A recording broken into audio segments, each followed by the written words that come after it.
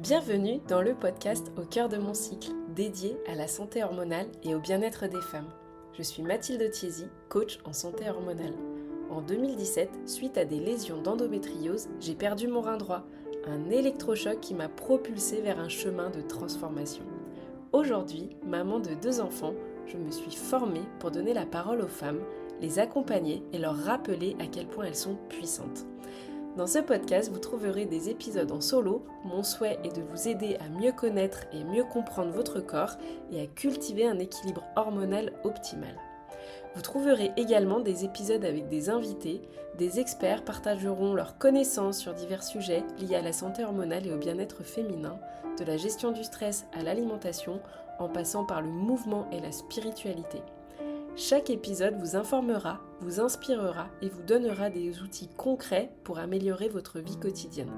Restez à l'écoute pour des conversations enrichissantes, des conseils pratiques et des moments de connexion visant à illuminer votre parcours vers une vie épanouissante. N'oubliez pas de vous abonner pour ne manquer aucun épisode et rejoindre notre communauté sur Mathilde Ando Bloom. Merci d'être à mes côtés dans Au cœur de mon cycle pour explorer ensemble les merveilles et les défis de la vie féminine. Je suis ravie de vous accompagner dans ce voyage.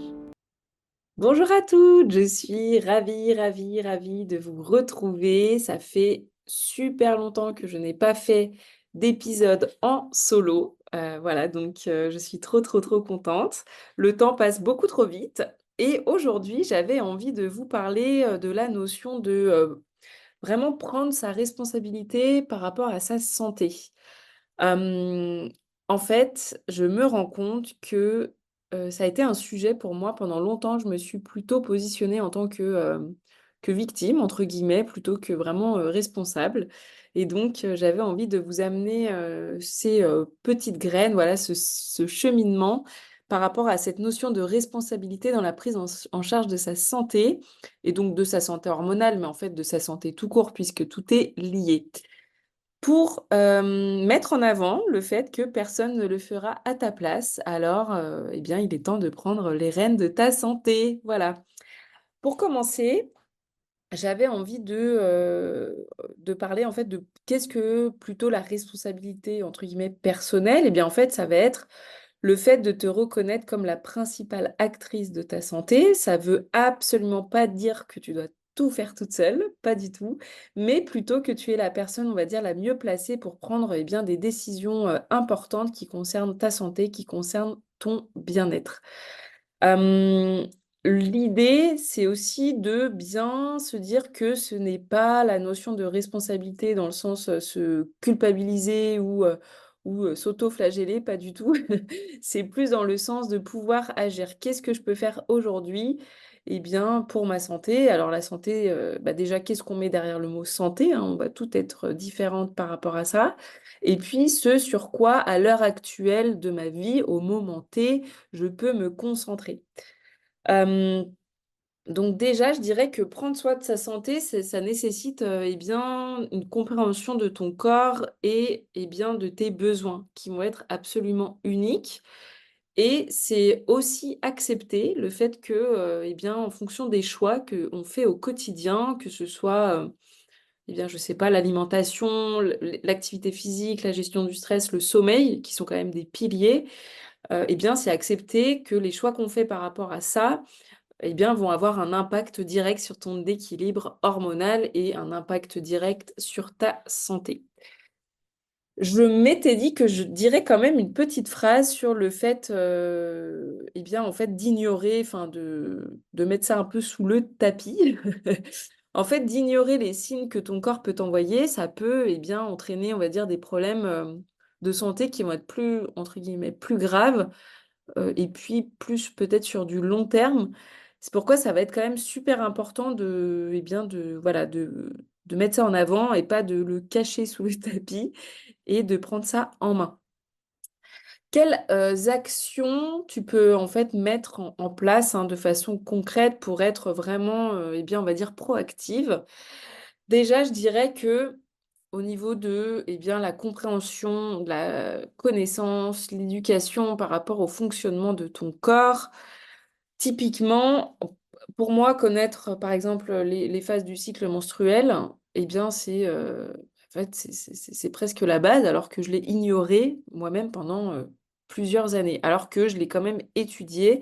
La dernière fois, j'ai retrouvé mes notes de lycée et en fait, eh bien, tout était expliqué, mais en fait, j'avais absolument rien retenu et donc c'est des années plus tard, que, j'ai décidé de comprendre, eh bien, le fonctionnement de mon corps et puis de comprendre aussi que les signes que ton corps t'envoie, bah, en fait, ont peut-être un message à te faire passer et donc d'être attentive à tout changement.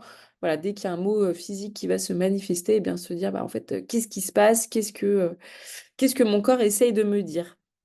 Donc, je dirais que ça, c'est quand même la première chose, l'éducation, la connaissance, le fonctionnement de son corps.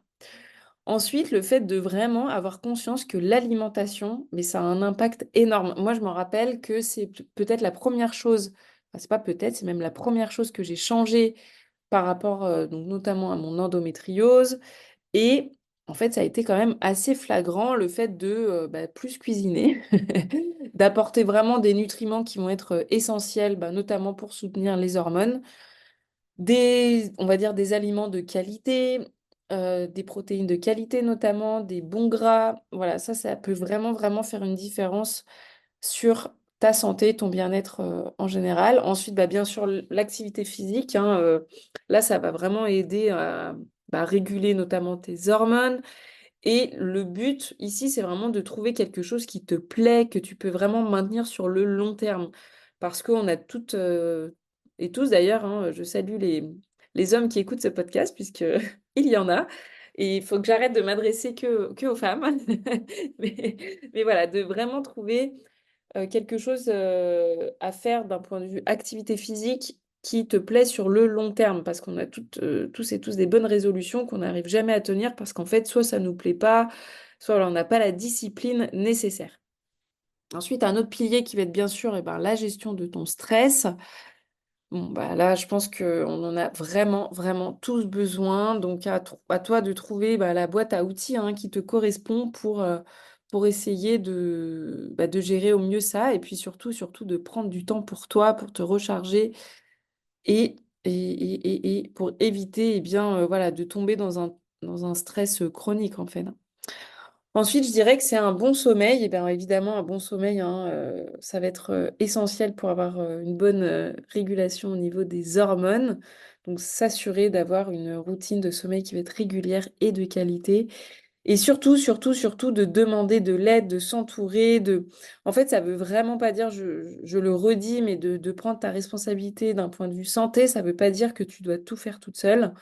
Ça va être vraiment important de chercher de l'aide, de t'entourer de personnes qui te comprennent tout simplement, et puis de vraiment allier cette approche médicale avec l'approche fonctionnelle, l'approche alternative, hein, pour vraiment avoir, eh bien, on va dire, un plan personnalisé qui te correspond à toi.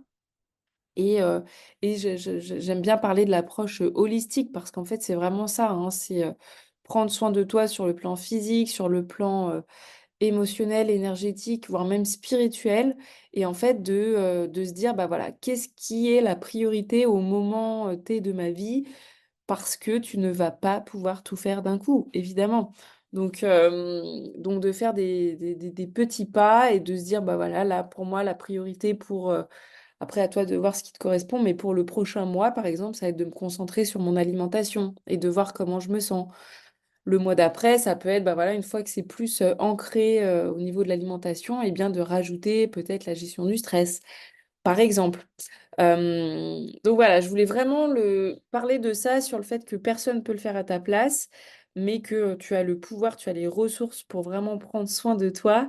Alors, eh bien, bah, c'est parti, quoi. Donc n'hésite pas à me partager ce que tu vas mettre en place prochainement, et de toujours planter des petites graines, bah, voilà, par rapport à cette notion de responsabilité, mais encore une fois, pas dans le sens de faire culpabiliser, pas du tout. C'est même l'inverse. Et je voulais partager avec toi aussi, eh bien, mon manifesto. Alors, j'avais travaillé déjà dessus il y a quelques, bah, il y a, ouais, plusieurs.